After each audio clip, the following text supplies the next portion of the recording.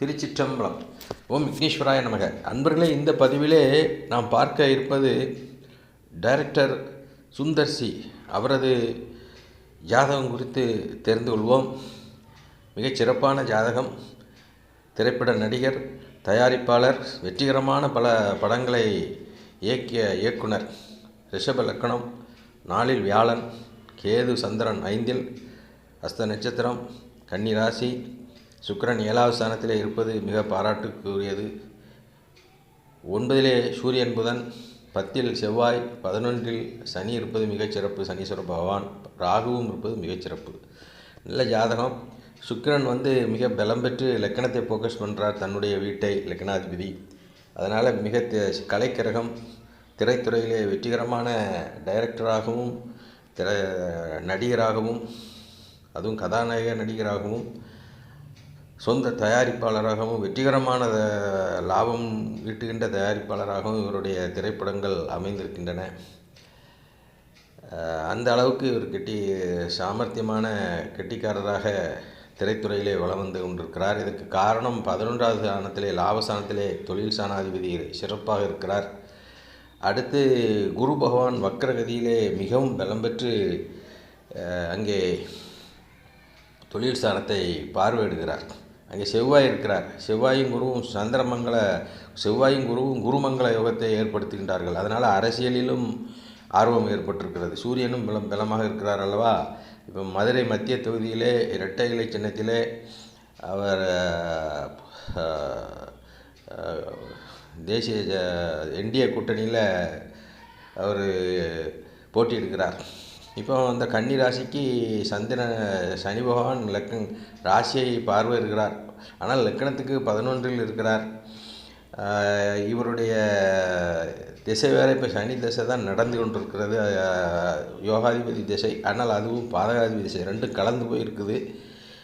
இப்போ இவருடைய ஜாதகத்தை எடுத்துக்கிட்டோம்னா 5இலே 2 கிரகங்கள், எதுவும் அதுவும் புதன் வீடு, சந்திரன். அதனால் 2 பெண் குழந்தைகள். எல்லாமே சுக்கிரன் 7வது ஸ்தானத்திலே இருக்கிறார். பிரபலமாக சுக்கிரன் கலைக்கிரகம். பிரபலமான கதாநாயக அந்தஸ்தில் இருக்கின்ற ஹீரோயின் குஷ்பு அவர்களை மனம் முடித்து இல்லற வாழ்க்கையிலே வெற்றிகரமாக சென்று கொண்டிருக்கிறார். இதெல்லாம் பார்க்கும் பொழுது இந்த ஜாதகம் இணையத்திலிருந்து கிடைத்த ஜாதகம் இருந்தாலும் இது சரியான ஜாதகமாக இருக்கிறது என்று தெரிகிறது. மிகச் சிறப்பான இவர் திரைத்துறைக்கு வருவதற்கே இவர் குடும்பத்தில் இவங்க அப்பா ஒரு ஜோதிடத்தில் கேட்டபோது சினிமா துறையில் பிரபல்யமாக வரக்கூடிய ஜாதகம் என்று சொல்ல போய் தான் இவருடைய தந்தையார் திரைத்துறைக்கு அனுப்பி வைத்ததாகவும் ஒரு செய்தி சொல்லப்படுகிறது. அதுபோலவே திரைத்துறையிலே மிகவும் வெற்றிகரமாக இருந்து கொண்டிருக்கிறார். அரசியலிலும் ஆர்வம் கொண்டவராக இருந்து இப்பொழுது இவர் போட்டியிடுவதனாலே திமுக வேட்பாளர், அந்த அமைச்சருக்கு மிகவும் கடினமாக இருக்கும் இந்த தேர்தல் என்று அரசியல் வல்லுநர்கள் சொல்லுகின்றார்கள். அவருடைய ஜாதகத்தையும் நாம் ஆய்வு செய்து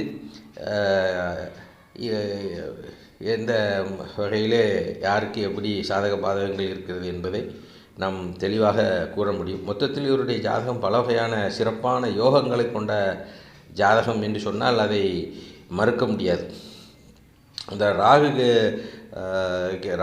11இல் இருப்பது மிக மிக சிறப்பு.